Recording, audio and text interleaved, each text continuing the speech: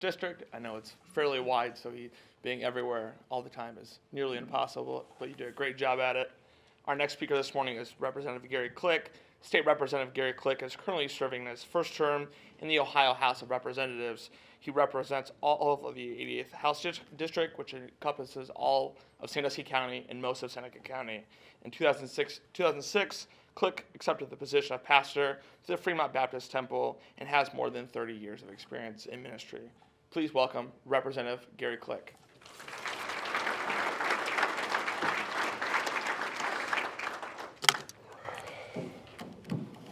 Thank you so much, and I'm going to step around here. Please excuse my voice today. I've been fighting a head cold. I'm going to hold the mic up close so I don't have to yell for you, and I'm going to stand over here so I can check. I'm glad to have with me today my Chief of Staff, Ben Nettles. Where are you, Ben? Please stand. Oh, he is standing right there. And I have to get my glasses adjusted. Now I call him my Chief of Staff. I only have one staff member, and he's the chief. So he has, when I'm not there, he has conferences with himself and talks to himself and gives himself direction, and then if he doesn't do the right thing, he just kind of yells at himself a little bit. But no, he's fantastic. He's been with me since December the 22nd, so he was like a Christmas present.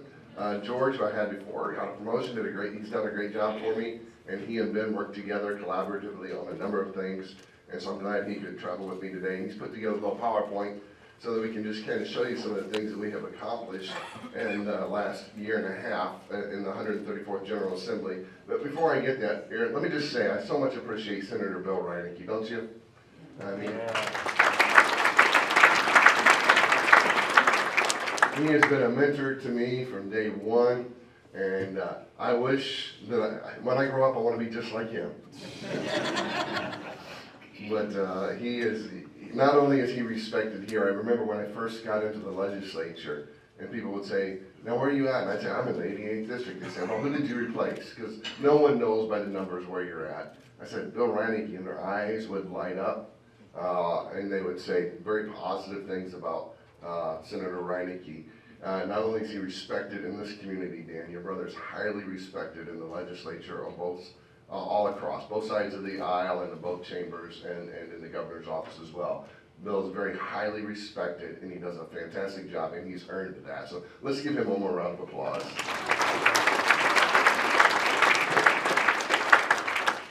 So just some things that we've done. I think I might have pushed some buttons inadvertently. This is the first slide. This is the first slide, so I'm good. All right. So one of the things we did is constitutional. I'm going to zip through these. Constitutional carry. And that just means that you don't have to have a concealed permit or a permit to carry a concealed weapon any longer. And some people had some questions about that because they said, well, how's this going to work? And you're going to just turn everyone loose. It's going to be the Wild West. I don't know if people realize that. If you're a Second Amendment lover, you already realize this. You don't have to have a permit now to carry a gun as long as it's open carry. So if you have a gun like this and it's sitting right here and you don't have a coat on, you're legal anyway. And then the only difference is now you put on your suit coat or some other coat, and now it's illegal. And so we just changed that. And you can still get a CCW. I recommend it, especially if you're going to be doing any interstate travel. But you don't have to have a permit to carry a weapon anymore. That takes effect on 6/13. We've done some tax cuts, and this is kind of small up there, Ben. But we gave you basically a 3% tax cut in the budget, and we reduced personal income taxes by 3% in the year 2021, and you can scan that QR code if you want some more details. The new top rate is reduced further to a 3.99%, and so the lowest tax bracket now begins at $25,000 of 2021. So those are some of the things we did in the budget. We appropriated funding for state governments through 2023, and there's just some of the things that we did in that. But basically, we just tried to reduce your taxes. That's always a good thing, right? I mean, does anyone ever? I mean, anybody here feel like you're paying not enough taxes? Because if you can just donate more if you want to. But I don't think anyone feels that way. SB 52, we got that passed, and that was under the leadership of Senator Reineke. But just to say, listen, each community has a choice and gets to say what comes into their communities. And that's just, to me, that's just common sense. If a community wants the windmills, they can have them. If they don't want them, they don't have to have them. But that is a decision that's made on a local basis. And so a couple people in the House worked on that. Senator Reineke and Rob McCauley worked on that together. And so we were able to get that passed. We're grateful for that. Just some pro-business things is the broadband expansion. You've already heard about that. And by the way, thank you, Spectrum, for hosting this today and sponsoring this event. It's terrific. And we started off with 20 million in SB2, but in the budget we ended up with 210 million going into rural broadband.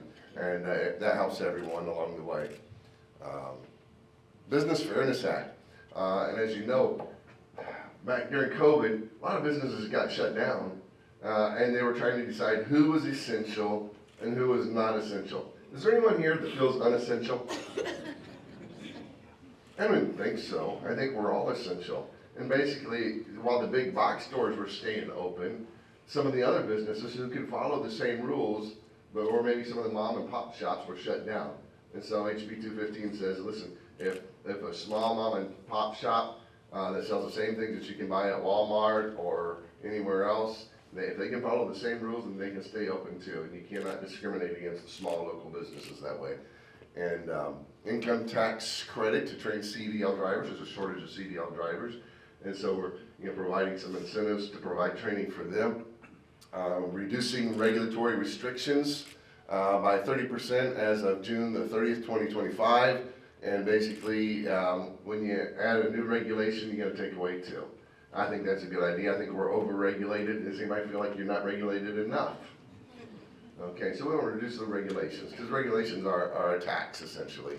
In agriculture, we authorize a non-refundable income tax credit for beginning farmers who attend a financial management program, and a non-refundable income tax credit for individuals or businesses that sell or rent farmland, livestock, buildings, or equipment to beginning farmers. That was signed by the governor on the 18th of this month.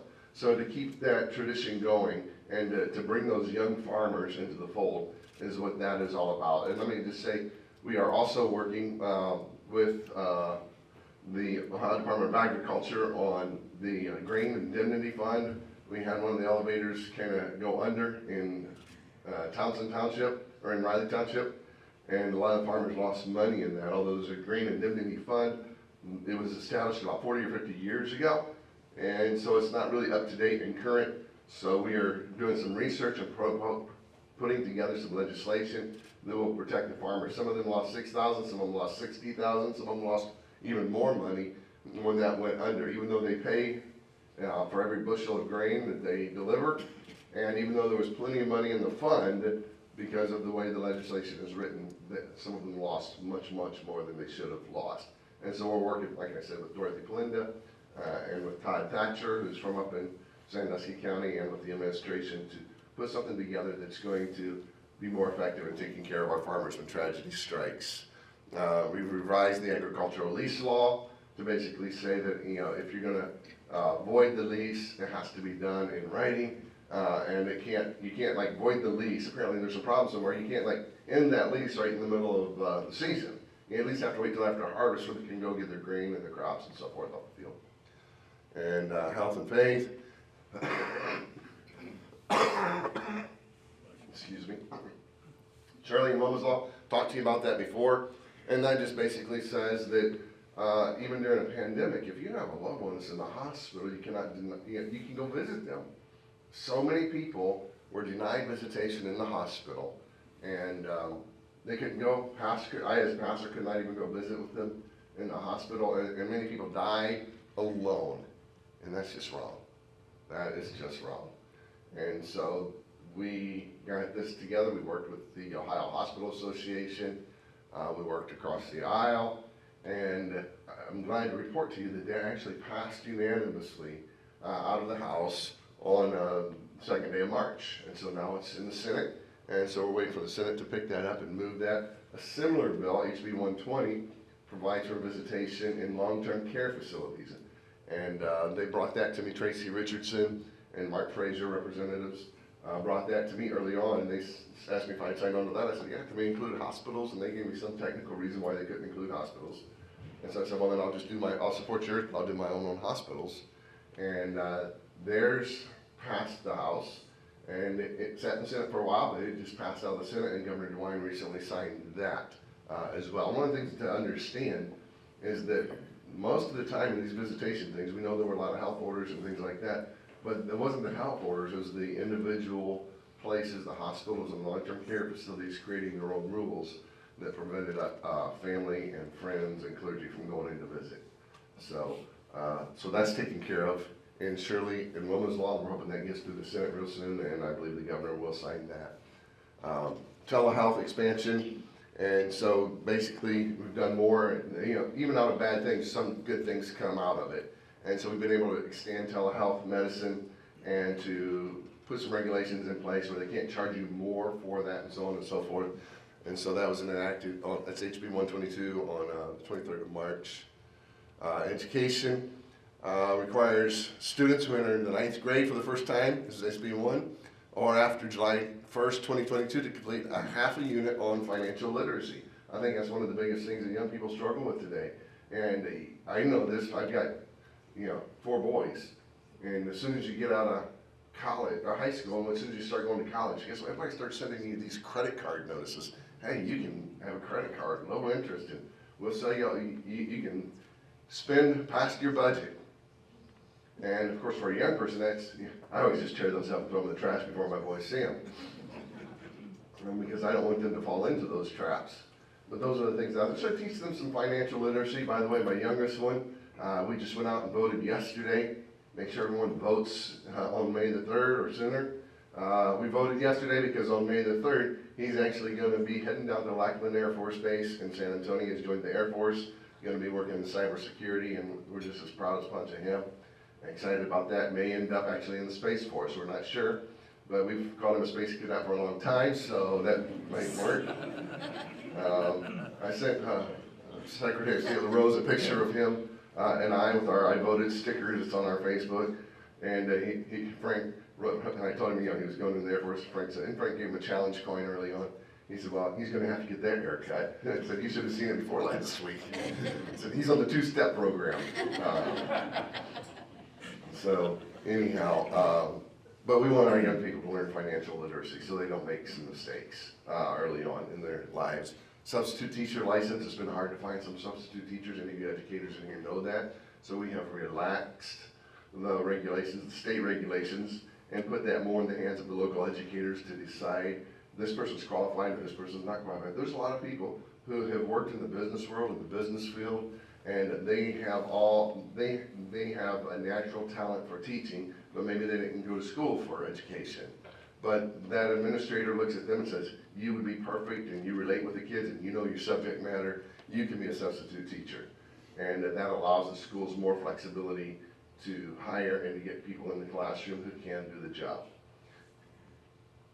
And law enforcement, right now HB 109, penalties for certain criminal offenses. You know, we saw a lot of things where people were taunting police officers and so on over the last couple of years.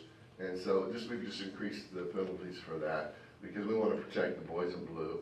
And then we also have the OPNF credit transfers, because one of the things that happens now is you can serve 15, 16, 17, 18 years in one department where you're paying into your retirement through OPNF, but then if you go to another department and that department works through OPERS LE, the way the law is now, you have to serve an equal amount of time.